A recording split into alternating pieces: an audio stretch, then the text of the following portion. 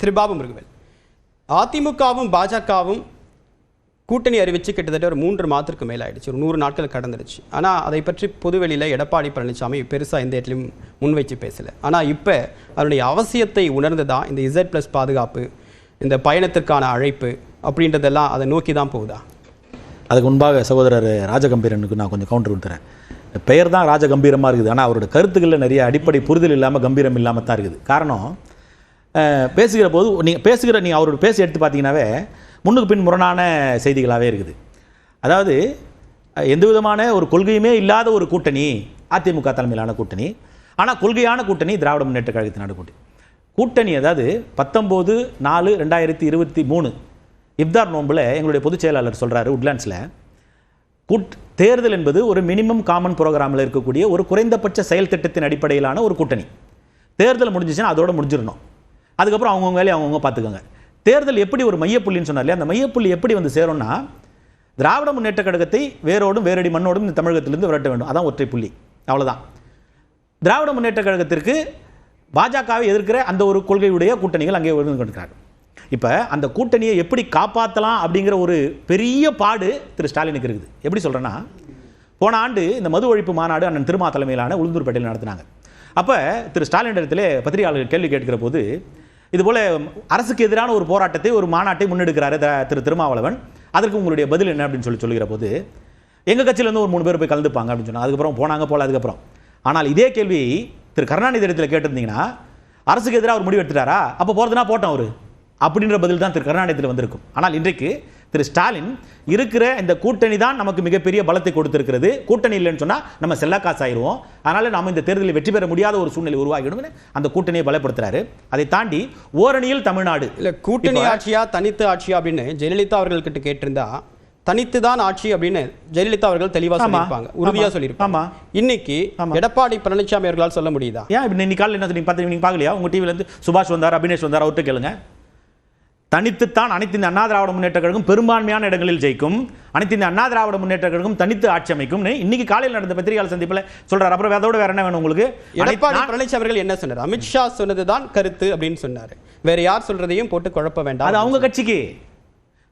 பாஜகவினுடைய கருத்து இல்ல, பேசுறதே முதலமைச்சர் வேட்பாளரை பத்தி தானே. அந்த கூட்டணி அறிவிச்சதே எடப்பாடி பழனிசாமி தானே. எடப்பாடி பழனிசாமி அவர்கள் அந்த கூட்டணி அந்த ஒரே மேடையில் இருக்கும்போது கூட்டணி அறிவிச்சதே எடப்பாடி பழனிசாமி பக்கத்துல இருக்கும்போது அமித்ஷா தானே அறிவிச்சாரு. நீங்க 2024 கூட்டணி அறிவிக்கும் போது ஏற்றுக்கொண்ட அதிமுக முதலமைச்சர் வேட்பாளர் பற்றியும் கூட்டணி ஆட்சி பற்றியும் பேசும்போது அதிமுக அதை மறுப்பு தெரிவிக்கிறதுக்கு காரணம் என்ன? அதான் சொல்றேன். இன்னைக்கு காலையில பத்திரிகையாளர் சந்திப்பு பாத்தீங்களா இல்லையான்னு எனக்கு தெரியல. நான் பார்த்த இருந்தேன் நானு. அமித்ஷா சொன்னதை தான் எடப்பாடி பழனிசாமி மேற்கோள் காட்டுறாரு. அதே அமித்ஷா சொன்னதை நானும் மேற்கோள் காட்டுறேன். ரெண்டுத்தையும் போட்டு கிளப் பண்ணாதீங்க, புரியுதுங்களா? நீங்க பார்க்கலன்னு நினைக்கிறேன். நான் பார்த்தேன்.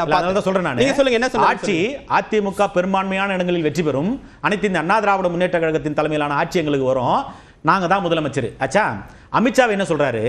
இந்தியாவில் இருக்கக்கூடிய அனைத்து மாநிலங்களிலும் பாஜக தலைமையிலான கூட்டணி தான் இருக்கும், ஆனா தமிழ்நாட்டில் அனைத்து இந்திய அண்ணா திராவிட முன்னேற்ற கழகத்தின் தலைமையிலான கூட்டணி தான் தமிழ்நாட்டில் இருக்குது. அண்ணன் புரட்சி கவிதாசன் கூட அதை மறுக்க முடியாது. ஏன்னா அமித்ஷா சொன்னது 2021 தேர்தலிலும் அமித்ஷா இதை தான் சொன்னாரு. தமிழ்நாட்டை பொறுத்தவரையில் அனைத்து இந்த அண்ணா திராவிட முன்னேற்ற கழகம் தான் தலைமையில். அப்ப முடிஞ்சிச்சு. தலைமை யார் இருக்கிறாங்க? முதலமைச்சர் யார் வேட்பாளர்? அண்ணன் Edappadi Palaniswami. Council of ministers யார் தேர்ந்தெடுக்க முடியும்? யார் முதலமைச்சராக வராங்களோ அவங்க தான் கவுன்சில் ஆஃப் மினிஸ்டர்ஸ் தேர்ந்தெடுக்க முடியும். எப்படி வேற கட்சி வந்து எங்களை தேர்ந்தெடுக்க முடியும்? ஸோ முதலமைச்சர் யாரோ அவர் தான் அமைச்சரவையை தீர்மானிக்கிற அதிகாரம் அவருக்கு இருக்குது. கான்ஸ்டிடியூஷன் பிரகாரம் அவர் தான் எடுக்க போறாரு. அப்ப முதலமைச்சர் எடப்பாடியார் என்று சொன்னால் அவர் அமைச்சரவை தான் வரப்போகுது. முதலமைச்சர் வேட்பாளர் யார் அப்படின்னு பாஜகவுடைய பார்லிமெண்டரி கமிட்டி கூடி முடிவெடுக்கும் அப்படின்னு சொன்னதெல்லாம் ஏற்றுக்கொள்ள முடியாது. போன வாரம் நீங்க நயினார் நாகேந்திரன் பேட்டியை பார்க்கலன்னு நினைக்கிறேன், திருநெல்வேலியில. அவர் தான் சொல்றாரு. எச் ராஜா பேட்டியை சொல்றேன். தலைவர் யாருங்க தமிழ்நாட்டுக்கு? எச் ராஜாவா? இல்ல நயினார் நாகேந்திரன் தானே. அவள் அதோட முடிச்சுக்கணும். இல்ல அதை நிராகரிக்க வேண்டியதானு கேட்கிறேன் நான். இல்ல அதுதான் சொல்லி அதுதான் நீங்க அதனோட வெளிப்பாடு தான். நீங்க அதான் ரெண்டு திக்ல சொல்லுங்க. அமித்ஷா சொல்றது அவங்க கட்சிக்கு சமாச்சாரம். கட்சியை பொறுத்தவரையிலே அமித்ஷா தான் உச்சபட்ச அதிகாரம். அவர் என்ன சொல்கிறாரோ அதுதான்.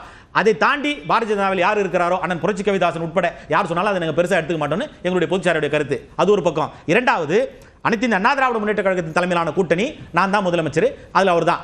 வேற அந்த முடிஞ்சு பத்தி 2 சப்ஜெக்ட், இது 2 பண்ணாதீங்க.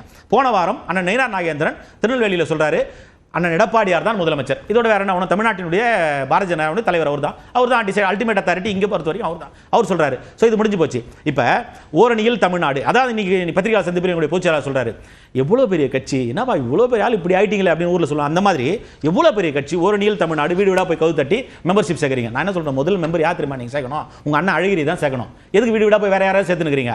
அழகிரியை கட்சி விட்டு எடுத்துட்டீங்க. சொந்த அண்ணன் போய் முதல்ல அவரை கட்சியில் சேருங்க சார். அதுக்கப்புறம் நீங்க மத்தவங்களுக்கு வரலாம். நீங்க கொஞ்ச நேரத்துக்கு முன்னாடி சசிகலா முதலமைச்சராக நன்றி கட்டவர்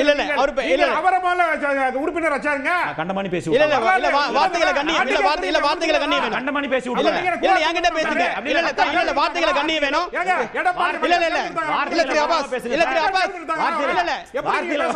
வார்த்தைகளை கண்ணிய வேணும். நான் அனுமதிக்க முடியாது. வார்த்தைகளை கண்ணிய கண்டமானி பேசி விட்டுருக்கோம். நான் கேக்குற கேள்வி நான் கேக்குற கேள்வி தலைப்பு திசை மாறி போகுது. வார்த்தைகளை கண்ணிய வார்த்தைகளை கண்ணிய வேணும். பேசும்போது பேசுங்க. உங்களுக்கு நான் எதுவுமே உங்களுக்கு என்ன வேணா உரிமை இருக்குது. இல்ல கேள்வியை வாங்கி குறுக்கிட்டீங்கன்னா கண்டமல்ல பாபு முருகன் கேள்வியை வாங்கிக்கோங்க. ஆமா இல்ல கேள்வி ஏற்கனவே பேசுறீங்க. இதா பேசுற மாதிரி சொல்றீங்க. லைன்ல வரும். இல்ல ராஜகம்பீரன் கேள்வியை வாங்கிக்கோங்க. இல்ல தலைப்பு திசை மாறி போகுது. தலைப்பு திசை மாறி போகுது. இப்ப அமித்ஷா சொன்னது தவிர்த்திருக்கலாம். இல்ல என்ன சொல்றாங்க, அந்த கருத்தை நான் அனுமதிக்கல. அந்த கருத்தை நான் சொன்னேன் முடியாது. அத கேட்டீங்களா நீங்க? அத கேட்க மாட்டீங்களா? உங்க காதுல அது உழையா? போற போகல திருமாவளவன் பத்தி கண்டமணி பேசுறாரு. இல்ல சொன்னாரு. அப்ப நான் பேசுறேன். பாபு முருகன் என்ன பத்தி நீங்க பர்சனலா பேசுமா? நான் பாபு முருகன் என்ன பாருங்க. பாபு முருகன் பர்சனலா அதிகப்படியான விவாதம் வேண்டாம். நீங்க மக்கள் விவாதம் நடத்துறீங்க. மக்கள் உங்களுடைய புரிதலை புரிஞ்சுக்கணும். தனிப்பட்ட ஒரு விவாதம் வேண்டாம். இல்ல see he invited me. என்கிட்ட சொல்லி ஒரு அனுமதிக்க முடியாது. இல்ல அது போன்ற வார்த்தைகளை அனுமதிக்க முடியாது. இல்ல இப்ப அமித்ஷா சொன்னது அவர் கிளாரிஃபை பண்ணாரு. அவரும் பயன்படுத்த கூடாது, இவரும் யாருமே பயன்படுத்த கூடாது. அதுதான் சொல்றேன். கண்ணியமான வார்த்தைகள் இந்த தலம் ஒரு கண்ணியமான தலம். கண்ணியமற்ற வார்த்தைகளை அனுமதிக்க முடியாது. அது யாராவது இன்வைட் பண்ணா நான் சும்மா இருக்க மாட்டேன். கேள்வியை வாங்கிக்கோங்க. அமித்ஷா சொன்னதுதான் இறுதி அப்படின்னு சொன்ன அதே அமித்ஷா தான் தமிழ்நாட்டுல கூட்டணி ஆட்சி உறுதியாக அமையும் அப்படின்னு சொன்னார். அவருக்கு சார் அதான் சொல்றாரு. அதையும் இதே மாதிரி நிராகரிச்சிடலாமா? சிம்பிள். அதாவது இப்ப விஜய் பத்தி ஒரு கேள்வி கேட்கறீங்க. எங்க பொதுச்செயலாளர்கிட்ட இந்த மாதிரி சொல்லி இருக்காருன்னு சொல்லி, அப்ப எங்க பொதுச்செயலாளர் என்ன சொல்றாரு, திராவிட முன்னேற்ற கழகத்தை தமிழ்நாட்டிலிருந்து விரட்ட வேண்டும்.